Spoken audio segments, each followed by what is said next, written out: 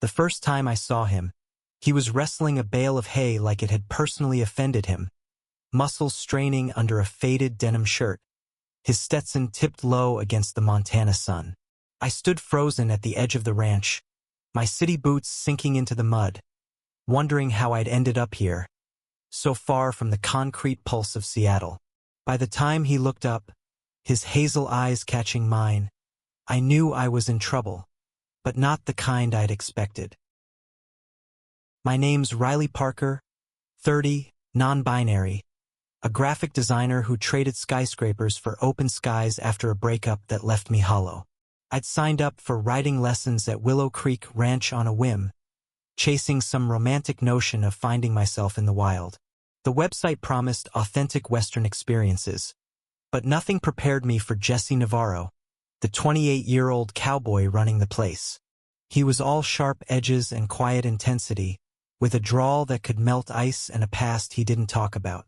I thought I was here to learn how to ride a horse. Instead, I was about to learn how to feel again.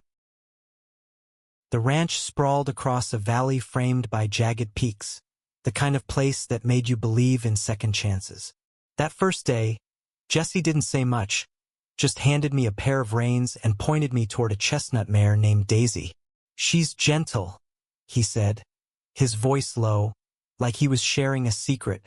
I fumbled, my hands clumsy with the leather, and he stepped closer, too close, his calloused fingers brushing mine as he adjusted my grip. My pulse spiked, and I told myself it was just nerves. I wasn't here for this. I wasn't ready. But Jesse had a way of unraveling plans. Over the next few days, I watched him work, calming skittish horses, fixing fences, joking with the other ranch hands, a diverse crew of dreamers and drifters who'd all landed here for reasons they didn't share. There was Maria, a 40-year-old trans woman with a laugh that echoed across the fields, and Theo, a 25-year-old black gay man who could charm anyone but trusted no one. They called Jesse boss. But there was no arrogance in him, just a quiet authority that made you want to listen. The lessons were grueling. My thighs ached from the saddle, and my pride took a beating every time I slid off Daisy like a sack of flour. Jesse was patient, but his eyes held something else. Curiosity, maybe, or recognition. One evening, as the sun dipped low, painting the sky in streaks of pink and gold, he asked me why I'd come. I shrugged, dodging the truth. "Needed a change," I said, staring at the dirt. He didn't push, but his silence felt like a question I wasn't ready to answer. That night, around a crackling bonfire, the ranch hands shared stories. Maria talked about leaving her old life in Chicago, Theo about escaping a family that never understood him. Jesse stayed quiet, his face half-shadowed by the flames. I caught myself staring, tracing the line of his jaw, the way his hands rested on his knees, steady and sure. When he caught my gaze, he didn't look away. My chest tightened, and I told myself it was the smoke. By the end of the first week, I was getting the hang of riding, but I was no closer to figuring out why Jesse made my heart race. He was straight, I assumed cowboys always were, weren't they? Besides, I wasn't here to fall for anyone. I'd sworn off love after Casey. My ex left me with nothing but a half-empty apartment and a broken sense of trust. But every time Jesse's hand grazed mine, or he flashed that half-smile, I felt something crack open inside me, something I'd locked away. One afternoon, while we were mucking out the stables, a task I was spectacularly bad at, Jesse leaned against a pitchfork, watching me struggle. "You're not half bad for a city kid," he teased, his voice warm. I shot back. "And you're not half bad for a cowboy who probably lives in his truck." He laughed, a real laugh, deep and unguarded, and for a moment, the world felt lighter. That lightness didn't last. The next day, a storm rolled in, dark clouds swallowing the sun. We were out riding when the rain hit, a cold, relentless downpour that turned the trails to mud. Daisy spooked, rearing up, and I hit the ground hard, breath knocked out of me. Jesse was there in an instant, kneeling in the mud, his hands steady on my shoulders. "You okay, Riley?" he asked, his voice tight with worry. I nodded, dazed, but all I could focus on was the warmth of his touch, the way his eyes searched mine like he was looking for something deeper than bruises. We made it back to the barn, soaked and shivering. Jesse tossed me a blanket, and we sat in the hay, listening to the rain pound the roof.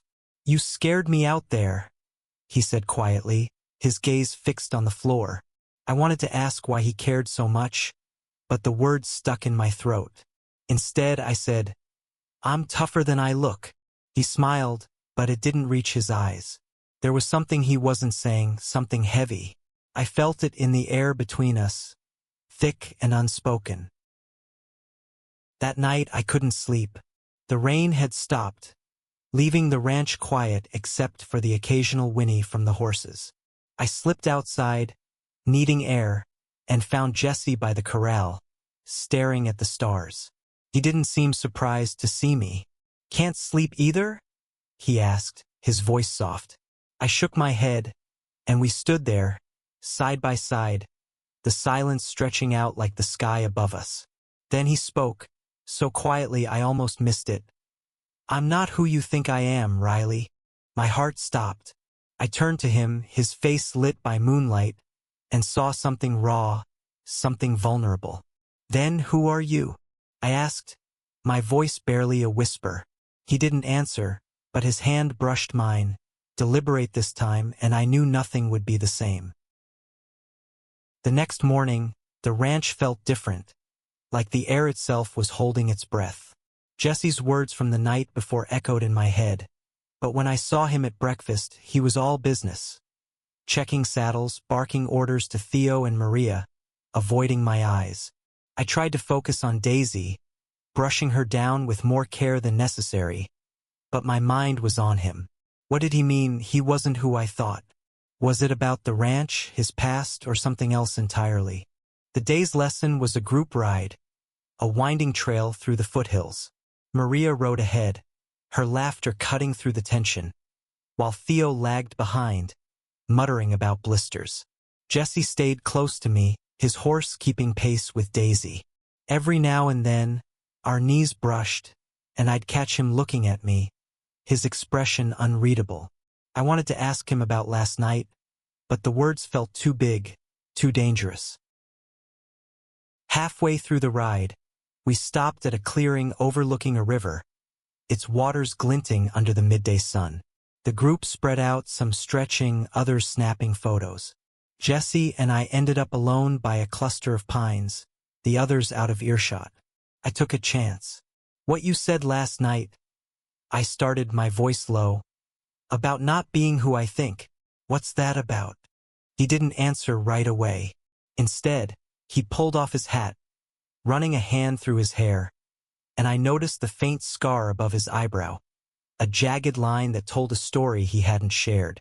"I don't talk about it much," he said finally, his eyes on the horizon. "But I'm not straight, Riley. Never have been." The words hit me like a punch, not because I was shocked, but because they unlocked something in me, hope, maybe, or fear. I'd assumed he was untouchable, a cowboy stereotype I'd built in my head. But here he was, laying himself bare, and I didn't know what to do with it. "Why tell me now?" I asked, my voice unsteady. He looked at me then, really looked, and I saw the weight he carried, the kind that comes from hiding who you are. "Because you're different," he said. "You see people, not just what they show. And I'm tired of pretending." I didn't know what to say. My heart was racing, and all I could think was how close he was, how his hand was inches from mine on the tree trunk we leaned against. But before I could speak, Theo called out, breaking the moment, and we rejoined the group, the air between us electric and unresolved. Back at the ranch, I couldn't shake the conversation. Jesse was gay, or maybe bi, he hadn't said, and it changed everything. Not because of who he was, but because of what it meant for me. I'd come here to escape my past, not to open myself up again. Casey's betrayal still stung, a reminder that love could break you. But Jesse wasn't Casey. He was rough-edged and real, and the way he looked at me made me want to risk it all. That evening, a local festival brought the ranch hands together with folks from the nearby town of Elkwood. The barn was transformed, strung with fairy lights, a band playing twangy covers of old country songs. I wore my best flannel, trying to blend in, but I felt out of place among the locals. Jesse, though, was in his element, laughing with a group of ranchers, his ease drawing me in even as I hung back. Maria dragged me onto the dance floor, her energy infectious. "Loosen up, Riley," she teased, spinning me until I was dizzy. Across the room, I caught Jesse watching, his smile soft and private. When the band slowed to a ballad, he crossed the barn, his boots steady on the wooden floor, and held out his hand. "Dance with me," he said, not a question. I took his hand, my heart pounding. We moved together, awkward at first, then finding a rhythm. His hand rested on my waist, warm and sure, and I felt the world narrow to just us. "You're not bad at this," I murmured, trying to keep things light. He chuckled, his breath warm against my ear. "Told you I'm full of surprises." The night ended too soon, the crowd thinning as the band packed up. Jesse walked me to my cabin, the silence between us heavy with possibility. At the door he paused, his eyes searching mine. "Riley," he started, then stopped like he was wrestling with something. I wanted to pull him closer, to close the gap, but fear held me back. Instead, I said, "Good night, Jesse," and slipped inside, my heart a mess of want and caution. The next week was a blur of contradictions. Jesse was everywhere, teaching me to lasso, fixing a gate I'd accidentally broken, stealing glances that made my skin burn. But he kept his distance, like he was giving me space to process. I was grateful and frustrated all at once. I wanted to talk about what he'd told me, about what it meant for us, but every time I tried, something interrupted. A horse needing attention, a ranch hand with a question, my own damn fear. One morning, Maria pulled me aside while we were feeding the chickens. "You and Jesse," she said, her eyes sharp. "Something's brewing, isn't it?" I tried to play it off, but she wasn't having it. "Listen, Riley, that man's got a heart bigger than this ranch. But he's been hurt, bad. Don't play games with him." Her words stuck with me, a warning and a challenge. I didn't want to hurt him, but I was terrified of getting hurt myself. That afternoon, Jesse took the group on a longer ride, up to a ridge with a view that stole my breath. Rolling hills, endless sky, the kind of beauty that made you feel small and infinite at once. We dismounted to rest, and while the others wandered off, Jesse and I stayed by the horses. "You ever think about staying out here?" he asked, his voice casual but his eyes intense. I laughed, nervous. "Me? I'm a city kid. I'd probably die without coffee shops." But the truth was, I'd started to imagine it, waking up to this view, to him. He didn't push, just nodded, but I could tell he was disappointed. It made me ache, knowing I was holding back something he wanted. Later, back at the ranch, Theo cornered me in the tack room. "You know about Jesse's ex, right?" he said, his voice low. I shook my head, my stomach twisting. "Guy named Ethan. Broke Jesse's heart. Left him a mess. He doesn't trust Easy now." Theo's words hit hard, painting a picture of Jesse I hadn't seen. A man who'd loved and lost, just like me. It made him feel more real, more breakable. That night, a storm hit again, fiercer than the last. The power went out, and the ranch hands gathered in the main lodge, candles flickering on the tables. Jesse was quieter than usual, his eyes distant. When the others drifted off to bed, I stayed, helping him clean up. We worked in silence, the tension between us thick enough to choke on. Finally, I couldn't take it anymore. "Jesse, what are we doing?" I asked, my voice shaking. He set down a glass, his hands steady but his eyes stormy. I don't know, Riley. I want you, but I'm scared as hell. His honesty gutted me. I stepped closer, close enough to feel the heat of him, and said, I'm scared too. For a moment I thought he'd kiss me. Instead, he turned away, muttering, we should get some sleep. I lay awake that night, replaying his words, his fear mirroring mine. I'd come here to escape, but I was falling hard, and it terrified me. The next morning, Jesse was gone before breakfast, off to town for supplies, and I felt his absence like a bruise. Maria noticed, giving me a knowing look but saying nothing. I threw myself into work, mucking stalls, brushing horses, trying to outrun my thoughts. When Jesse returned, he was different, distracted, his jaw tight. I caught him by the barn, alone, and asked what was wrong. He hesitated, then said, got a call from Ethan. He's back in town. My heart sank. Ethan, the ex who'd broken him. I wanted to ask what it meant, if Jesse still loved him, but the words wouldn't come. Instead, I said, do what you need to do, and walked away, my chest tight with a pain I hadn't felt since Casey. The next few days were torture. Jesse was distant, his smiles forced, his eyes avoiding mine. I tried to focus on the lessons on the ranch, but every moment felt heavy with what wasn't said. I overheard him on the phone one night, his voice low and tense, and caught the name Ethan again. Felt like a betrayal, though I had no right to feel that way. We hadn't promised each other anything, but the ache in my chest didn't care. Maria and Theo tried to keep things light, dragging me into card games and campfire stories, but I was distracted. One evening, Maria pulled me aside again. You gotta talk to him, Riley, she said. He's not gonna make the first move. Not after Ethan. I knew she was right, but fear held me back. Fear of rejection, of opening myself up only to be broken again. Finally, I couldn't take it anymore. I found Jesse in the barn, polishing a saddle, his movements mechanical. We need to talk, I said, my voice sharper than I intended. He looked up, startled, then nodded. We stepped outside, the night air cool against my skin. What's going on with you and Ethan? I asked, the words spilling out. Because I can't keep doing this back and forth, not knowing where I stand. Jesse's face softened, but there was pain there too. He's not what you think, he said. He showed up in town, wanting to talk, but I told him no. I'm done with him. He took a step closer, his voice dropping. Riley, it's you I can't stop thinking about. But I'm scared I'll mess this up. His words broke something open in me. I reached for his hand, my fingers trembling, and he didn't pull away.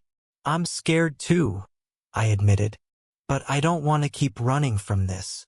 For a moment we just stood there, hands clasped, the world quiet around us.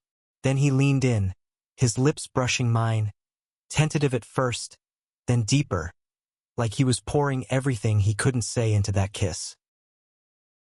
The days that followed were a whirlwind.